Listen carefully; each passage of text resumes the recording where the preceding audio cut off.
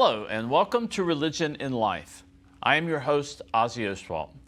Religion in the United States is representative of diverse cultures and traditions. Among the many global religions that are growing in this country is Buddhism. Buddhism in America itself is diverse and changing, often differing significantly from Buddhist practice in Asia. My guest today, Dr. Cuong Mai, is an expert in Buddhism and will help us better understand this thriving and growing tradition in America. Welcome, Dr. Mai. How you doing, Ozzie? My colleague and friend here at Appalachian State University. It's great to have you back again on the program. Thank you for having me. Yeah. Why don't we start just by allowing you to introduce yourself, your research interests, your teaching interests, and so forth, and what qualifies you as an expert in Buddhism. My specialty is the history of Chinese Buddhism, and I teach classes here at Appalachian State on Buddhism and Asian religions. My specialty is also related to comparative study of death and dying in different religious traditions. Yeah. So I teach a course on confronting death, for example. My students are always talking about that course. It's very popular in our department. Thank you. Yeah, when we first started to discuss the possibility of having a program on Buddhism in America, you mentioned to me that it's a very complex topic, and I learned that to be the case as I began preparing for this. But one of the things that got me interested in talking to you about this is that a lot of my students, in just casual conversation, will mention how interested they are in studying Buddhism further or in studying Buddhism at all. And I'll ask them what it is about Buddhism that attracts them. And oftentimes they can't articulate a reason. It's as if they have encountered Buddhism through the popular culture and find something appealing. Do you have any insight on why our students here in the southern part of the United States might find Buddhism attractive? Right, so that's a really interesting question, and I find it difficult to answer thoroughly, but if we can step back and we can try to answer that question from a historical point of view, and then situate our students in the cultural and social setting in which they become interested in Buddhism. One thing we notice right away is oftentimes they're interested in Buddhism because of their exposure to Buddhism through mass media, as opposed to their exposure to actual Buddhist communities. Right. So Buddhist communities are minority traditions within the grand scale of religions in America. So they're more exposed to Buddhism through the media, maybe through film, through books, and increasingly through mindfulness practice and all of the different representations of mindfulness in the media, in the mass media that they consume as well. So we can notice right away that the particular type of Buddhism that they're exposed to, which kind of makes them interested in it, is very much a specific form that is already changed or different from the type of Buddhism that you find in Asia. So it's Americanized, I guess. Right. I would say it's first of all very modern, very Western, and then specifically American. Right. Right. So you mentioned mindfulness, and I guess meditation practice that goes along with that. So, and that is what we find in the mass media, right? And that's you're suggesting that some students might come to mindfulness practice through psychology or some other discipline, and they know a little bit that that's rooted in some sort of Buddhist tradition, but perhaps they don't come to it through a religious studies perspective or historical study. When did Buddhism begin to make an appearance in America in a large way? I know that I've read things about Buddhist teachers coming to America in the 1960s, and those teachings being popularized through a kind of counterculture movement in America. But I suspect that Buddhism itself has a longer history in America. Right. So to answer that question, we can think of Buddhism arriving to American shores through immigrant communities, Chinese American immigrant communities and Japanese American. on the West Coast and the Northwest and Hawaii, right? So Buddhism came along with these immigrant communities, and they tended to serve their own ethnic enclaves, meaning that they didn't really proselytize and try to get more converts. And so one of the issues that they have been facing is trying to maintain the tradition in the face of rapidly aging populations, and also young people not being as interested in Buddhism. The Asian Americans are not as interested in Buddhism because they see it as the tradition of the old country or of their parents, for example. So that's one stream of Buddhism that's coming in. And then another stream that introduces Buddhism is more elite, meaning it's coming through in terms of Buddhist studies, comparative religion. And so Buddhism then comes through that stream. And then as it turns out, we have therefore different Buddhist studies scholars who are teaching Buddhism, and then from, let's say, the early 20th century to the mid-20th century, most people's introduction to Buddhism was, and still is actually, but was primarily through university education. So if you extrapolate further, there is a core demographic of Buddhist converts who were first introduced to Buddhism in college classes. Really? Yeah. So they go home at Thanksgiving and tell their folks that they've converted to Buddhism. And right, right, exactly. Yeah. I'm sure that makes for some interesting conversation. Exactly, yes. So you mentioned earlier that oftentimes when our students are interested in Buddhism, they have encountered a Buddhism that is already different. It's already changed from traditional Buddhism that you would find in Asia. Right. Are there kind of common ways that Buddhism is changed to Western sensibilities, or is there a type of California Buddhism that's different from Virginia Buddhism, or is it regionalized, or is there something about the change to a Western culture that creates a common type of Buddhism in the United States? I think, again, that's a really interesting question, but it's complex. I would look at it in terms of, so this broader historical movement of different types of Buddhism arriving into American Western culture at large, and then different communities arising, and then what you get is different permutations of modern Buddhism that look different. And broadly speaking, we can talk about some general trends within representations of Buddhism. Broadly speaking, we can. Now, there are some scholars like Jeff Wilson who argues that even within this broader shared kind of Western Buddhism, there are different pockets of Western Buddhist communities which differ enough by region that regionalism is an actual valid description of different forms of, let's say, American Buddhism. Right. But I would speak to that larger context of Western Buddhism and set aside the regional question. Broadly speaking, Western Buddhism is being created already in Asia. Is by Asian before missionaries. It ever gets to America. Before it even gets to America, as a response to the overwhelming influence of American and Western culture. First of all, let's say through colonialism, through Christian missionaries. So Buddhist intellectuals, thinkers are already trying to create a new modern Buddhism to counteract this influence arriving on Asian shores. And so there's already a modern Buddhism being created, and then Westerners coming from the West, interested in Asian Buddhism, then take this, bring it back, and further transform it, right? So there's this constant process of transformation. Now, what is generated? What kind of Buddhism is generated? Generally, what people say is the kind of Buddhism that's generated emphasizes the individual and the individual's self-cultivation by means of meditation.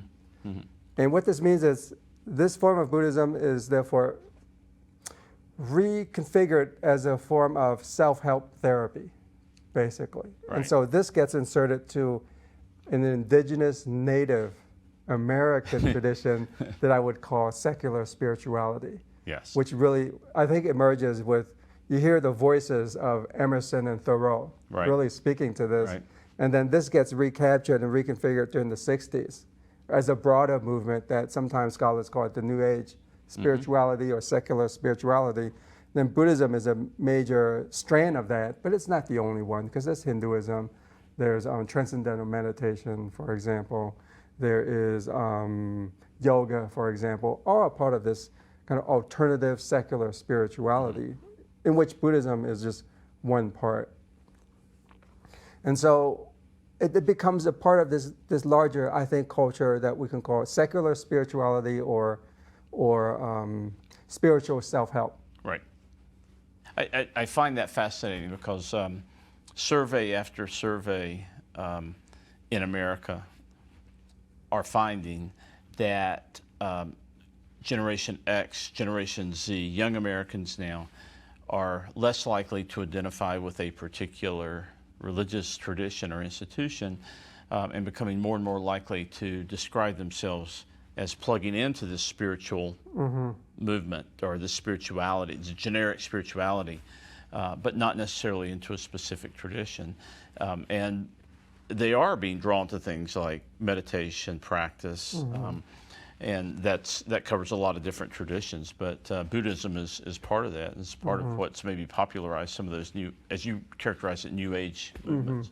I also find it interesting that in Asia, you said that Buddhism is being transformed historically in response to colonialism. So was colonialism a major factor in the beginnings of what you called Buddhist modernism, I think, this kind of more modernized Buddhist tradition, Western culture in general, but colonialism in particular? Definitely. In terms of, there is this phenomenon that scholars refer to as Protestant Buddhism. It's Protestant. Protestant Buddhism. Okay. Yeah, it's Protestantized Buddhism, Yeah. which is a type of Buddhism that emerges as a response to British colonialism in Sri Lanka. So there is massive missionary work, proselytization, and then the Buddhists respond by creating a counter discourse, or in regular language, a competition to respond to Protestant missionary work. And so Buddhism gets reconfigured into a form of, again, private individual practice that focuses on meditation, and by implication reduces reliance on ritual, reliance on the idea of karma, and the reliance on the Sangha as a community. So in a sense, it becomes more Protestantized in that way. Right. And then another way it becomes Protestantized is it begins to use the scriptures in a way that seems very Protestant, meaning the scriptures begin to have an authority of its own. Right. And then reading a scripture gives you the authority to change the tradition. Yeah.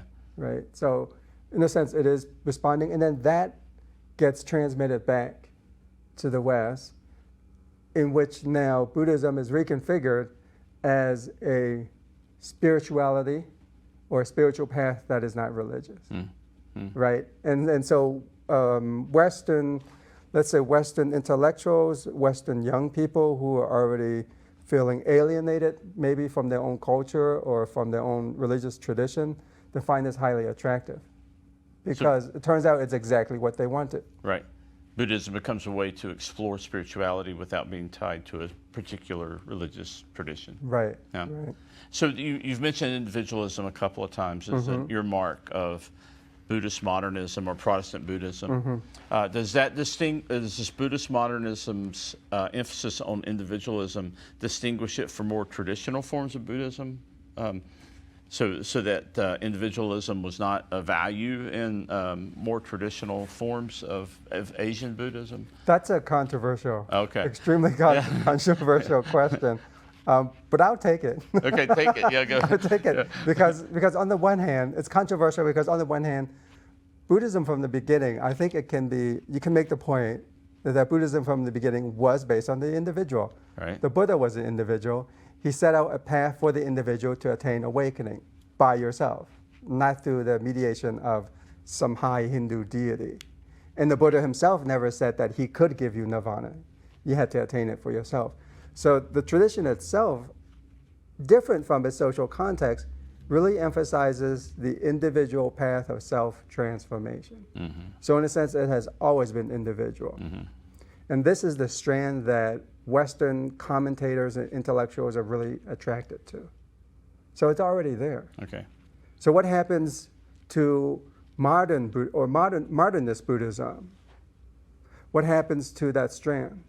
What happens to that strand is it gets taken out of context.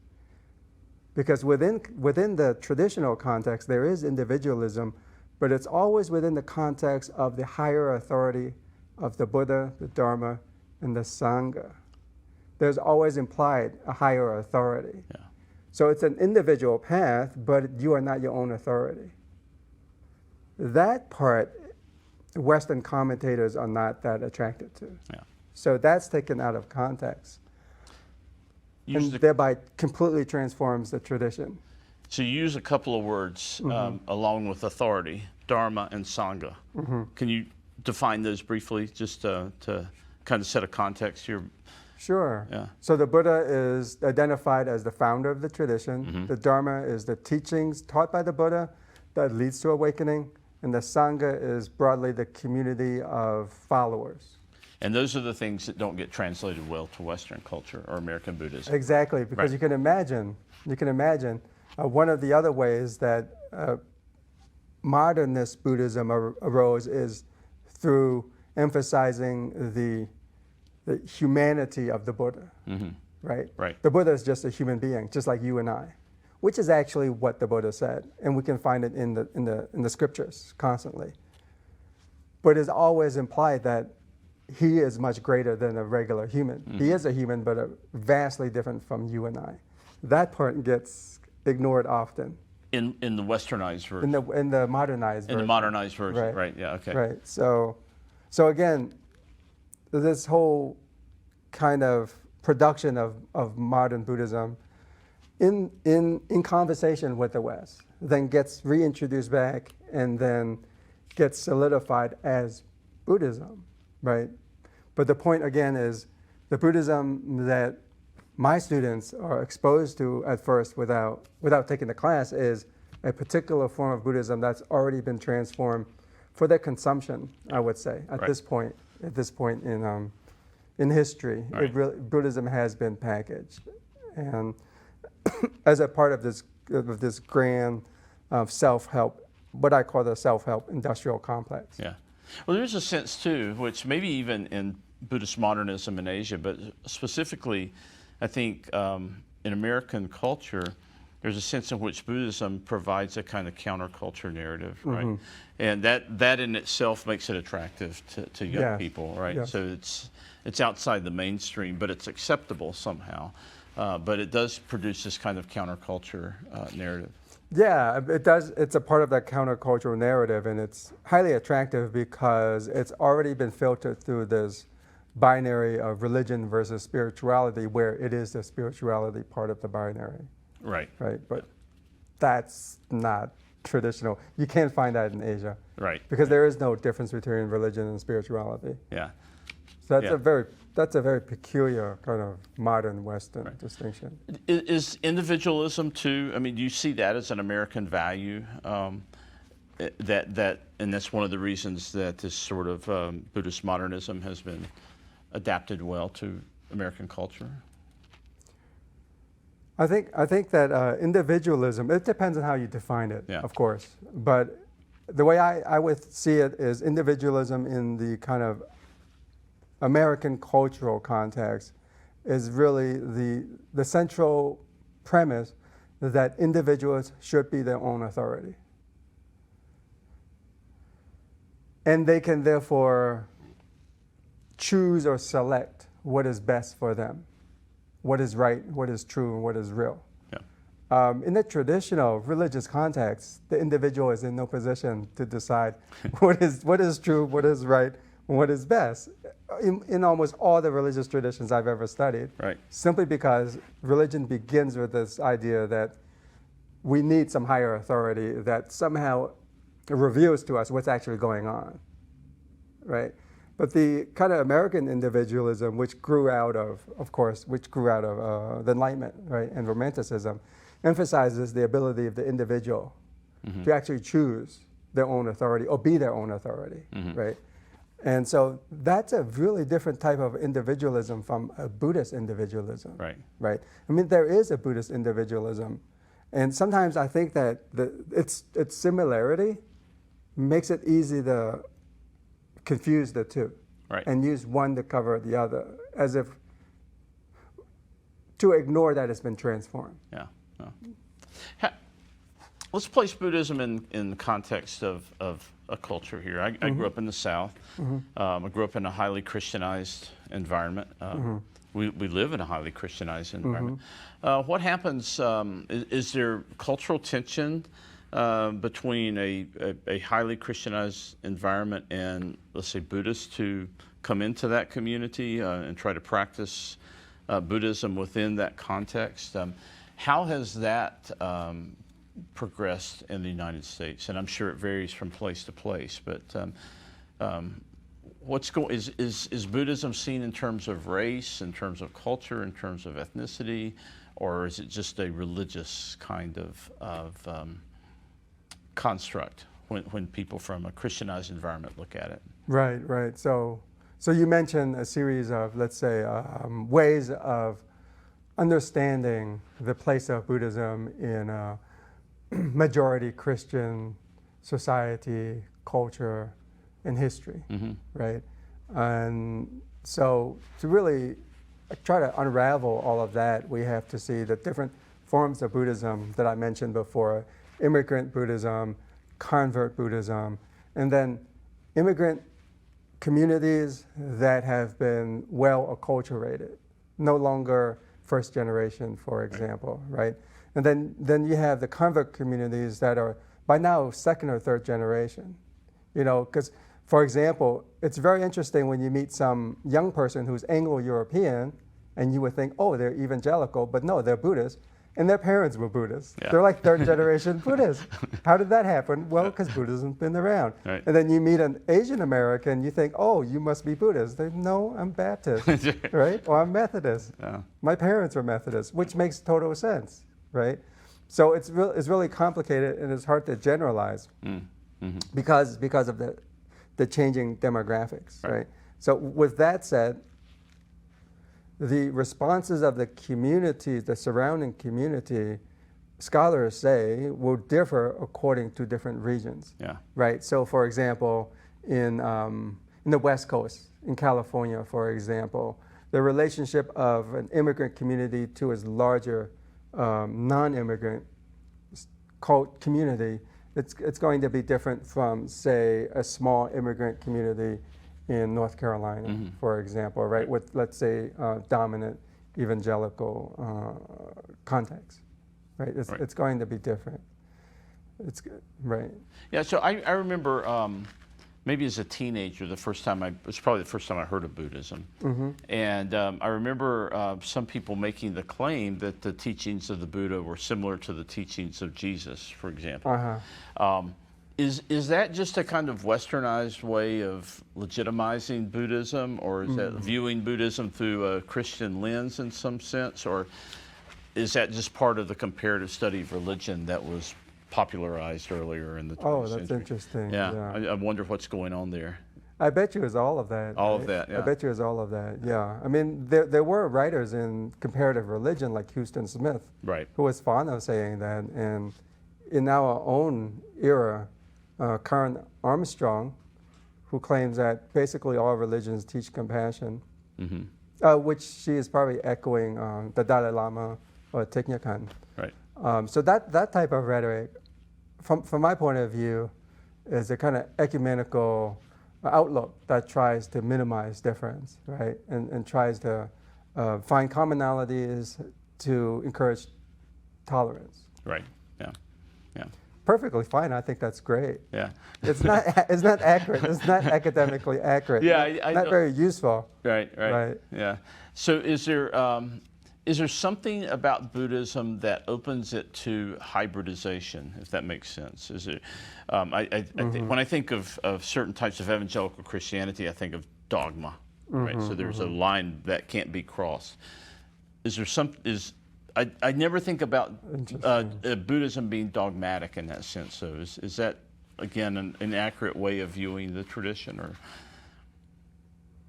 Oh, that's interesting. I haven't thought of this. I don't have a fixed answer to spout. But I think, in a sense, comparatively, right, the function of doctrine doctrine doesn't function in the same way that I find it functions in Christianity or Islam, for example. Doctrine is definitely there, but it's not for the community. It's for the elite who studies scriptures, right? So for them, they can be very dogmatic and doctrinaire because, in a sense, it's their job to read the scriptures and get the right interpretation, and they'll argue over it. The Tibetan Buddhists, for example, they have a whole tradition on argumentation. So doctrine is very important, and getting it right is very important. But that's a small sector of the whole community. Dogma and doctrine doesn't play the same role in Buddhism as in Christianity, for example. So therefore, from the outside, it may seem less dogmatic, which I think is accurate, but shouldn't be taken too far. Right. Yeah. Okay.